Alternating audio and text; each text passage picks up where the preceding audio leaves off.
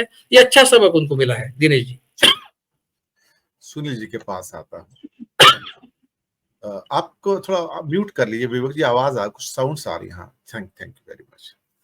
इससे पहले कि मैं ये भी इन्फॉर्म कर दूं दर्शकों को कि अडानी केस के अंदर जो जजमेंट आया वो फिर से सरकार के फेवर में गया है, यानी कि अडानी साहब के फेवर में गया है।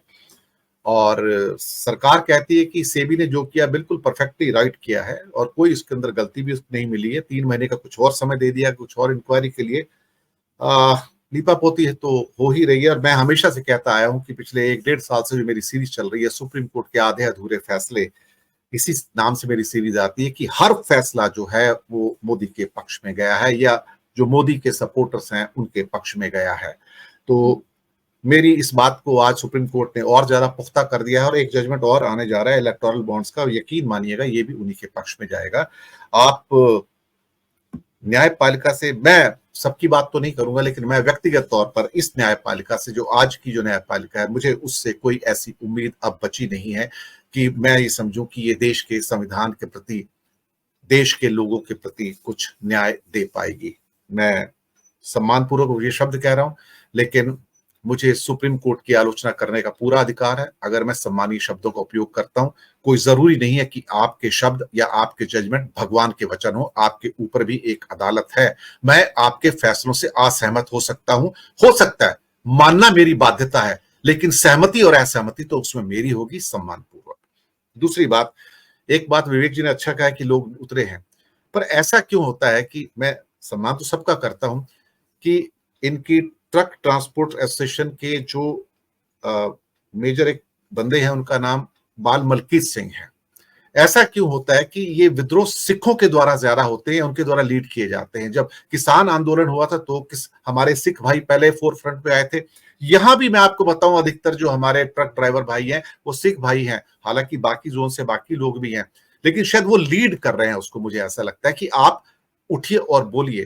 तो मुझे लगता है कि कहीं ना कहीं हमारे सिख भाई बहनों का जो रोल है इस मामले में, कि अन्याय के खिलाफ जो लड़ना है, वो तो अंग्रेजों के जमाने में भी लड़ते थे, जब गुरु गोविंद सिंह ने वो सिख कौम पैदा की थी अलग वेशभूषा के अंदर। तो मैं ये समझ के चलता हूँ कहीं ना कहीं अन्याय के खिलाफ लड़ने का एक जो मादा उस कौम के अंदर है, वो हमारे लिए भी कई बार एक सबक बन जाता है।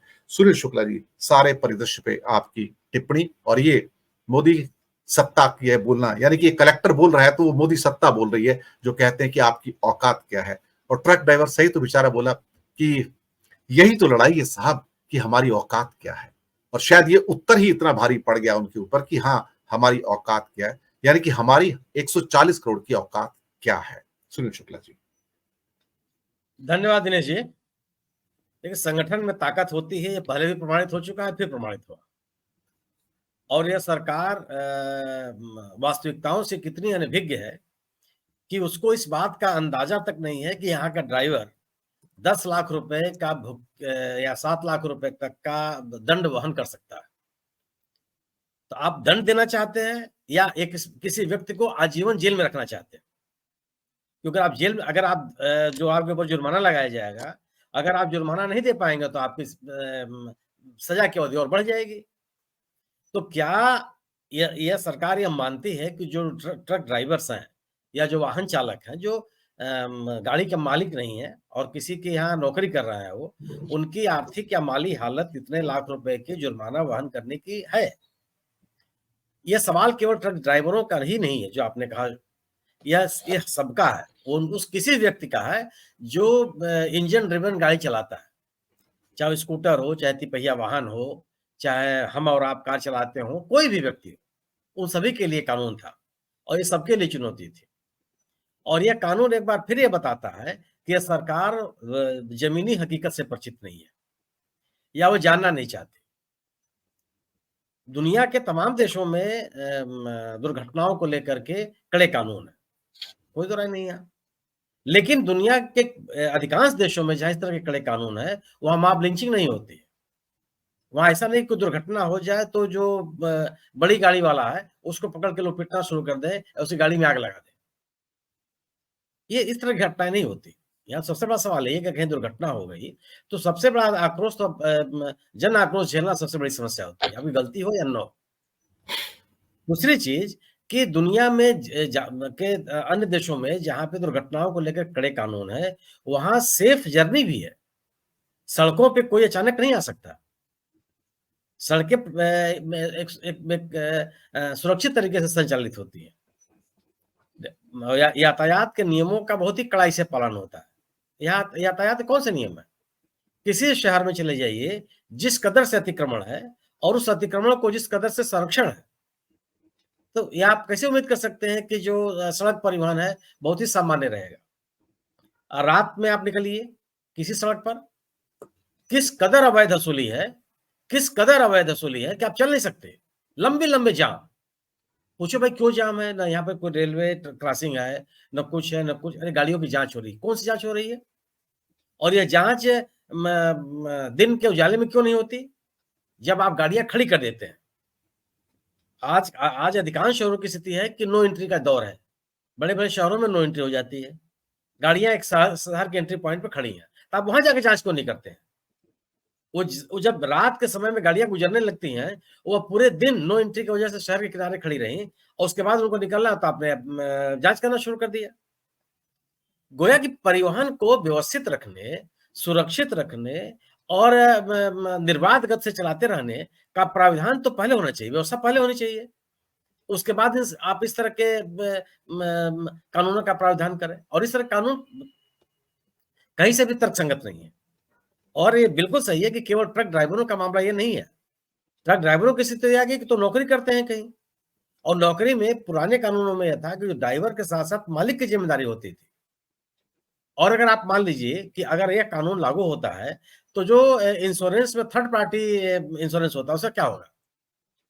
उस प्रोविजन का क्या होगा? वो कितना जरूरी रह जाएगा, कितना गैर जरूरी हो जाएगा?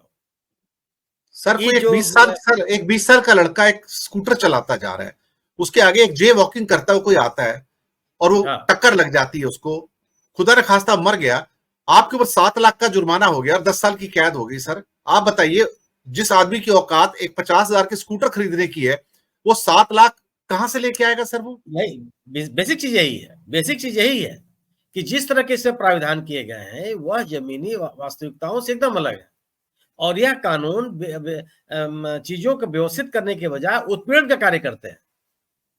इसीलिए बड़े पैमाने पर यह आक्रोश लोगों के और ये दुर्भाग्य की स्थिति है। मैं तो बड़ा निराशाजनक मानता हूं कि सिविल सोसाइटी से इसके प्रति कोई आक्रोश नहीं आया, जबकि सीधे सीधे समाज इससे प्रभावित हो रहा है। वह कोई भी व्यक्ति जो गाड़ी चलाता है, कोई भी व्यक्ति हो, यह आवश्यक नहीं कि आप कमर्शियल ड्राइवर हो या प्रोफेशनल ड्राइवर हो, आप अपनी गाड़ी चलाते हैं और आपसे भी अगर इस तरह गलती हो जाती है अनायास, तो आप भी उसी सजा के हकदार है। वही कानूनी कार्रवाई आपके खिलाफ भी होगी। इस कानून को देख करके साफ लगता है कि यह सरकार समाज में जो चीजें चल रही हैं उससे पूरी तरह से अनभिज्ञ है। ये पहले भी प्रमाणित हुआ, फिर हुआ। जिसे किसान कानूनों के साथ जो हुआ था, सरकार वास्तविकताओं को जाने बगैर उस कानून को लागू करने का प्रयास कर रही थी, मजबूरन आपको घुटने टेकने पड़े। उसके पहले अगर आप याद कीजिए तो जब भूमि अधिग्रहण का कानून इन्होंने लाया था, जिस कानून के खिलाफ किसान आंदोलन हुए, और कम से कम उत्तर प्रदेश में तो बड़े पैमाने पे हुआ, चाहे अलीगढ़ हुआ हो, चाहे भट्टा परसौल नोएडा का इलाका रहा हो, उस कानून को भी आपको वापस लेना पड़ा। और ये तीसरा बड़ा कानून है जिसको लेकर के आपको वापस लेना पड़ा और जन आक्रोश का सामना करना पड़ा। इतना बड़ा जन आक्रोश, और कल पूरे शहर में, किसी शहर में क्या बात कीजिए आप, हलचल मची हुई थी। मार्केट में सब्जियां नहीं थी, पेट्रोल पंपों पर अचानक इतनी भीड़ बढ़ गई कि सड़क जाम हो गया। जो लोग घरों में थे अचानक भागे भागे पेट्रोल पंप पे जा रहे हैं। पेट्रोल पंपों पे स्थिति की पेट्रोल खत्म हो गया, कोई कर रहा था प्रीमियम ले लीजिए, कोई कर रहा कुछ, कोई कर रहा कुछ, ये हालत बन गई। और एक अलग तरह की नाराजगी लोगों के मन में दिखाई पड़ी। ये तो ये वाहन चालकों का दबाव कहिए कि देर रात उन्होंने निर्णय लिया कि सरकार ने कानून वापस लेने का निर्णय लिया, और ट्रक ड्राइवरों ने अपनी हड़ताल वापस कर ली। नहीं, और हालांकि उन्होंने कल वापस लेते समय ये कह रखा था कि अगर आप इस कानून को वापस नहीं लेते हैं तो 1 फरवरी से अनिश्चितकालीन हड़ताल पर चले जाएंगे। ये उन्होंने बाकायदे चेतावनी दे रखी थी। और जो एसोसिएशंस हैं, मुझे लगता है कि एसोसिएशंस की उतनी बड़ी भागीदारी नहीं थी जितना ड्राइवर्स की अपनी स्वतः जागृति कार्रवाई थी। उनको लगने लगा कि आखिर नौकरी से इतना पैसा नहीं मिलता और इतने इस कदर अगर सजा के हकदार हो जाएंगे तो करेंगे क्या?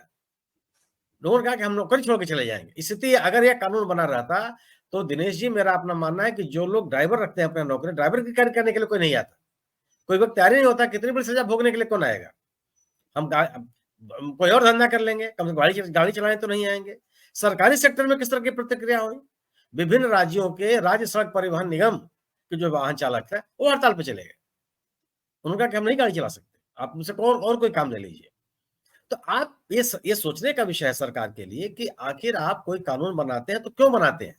किससे परामर्श करते हैं? उन कानूनों का उद्देश्य क्या होता है? और आप इस तरह की जल्दीबाजी की कार्रवाई करके क्या संदेश देना चाहते हैं? क्या आप लोगों की जरूरतों को, समाज की जरूरतों को, जन भावनाओं को समझे बगैर कुछ भी कानून लागू कर देंगे, लोग उसको स्वीकार कर लेंगे? वो तो स्थिति नहीं है। और बिल्कुल आपने सही कहा कि ये तो वाहन चालकों के प्रति हम लोगों को कृतज्ञ होना चाहिए कि इस तरह के कानून वापस लेने के लिए उन्होंने मजबूर कर दिया।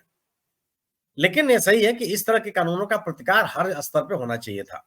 लेकिन दुर्भाग्य रहा कि इस कानून का प्रतिकार कम से कम सिविल सोसाइटी से उस तरह से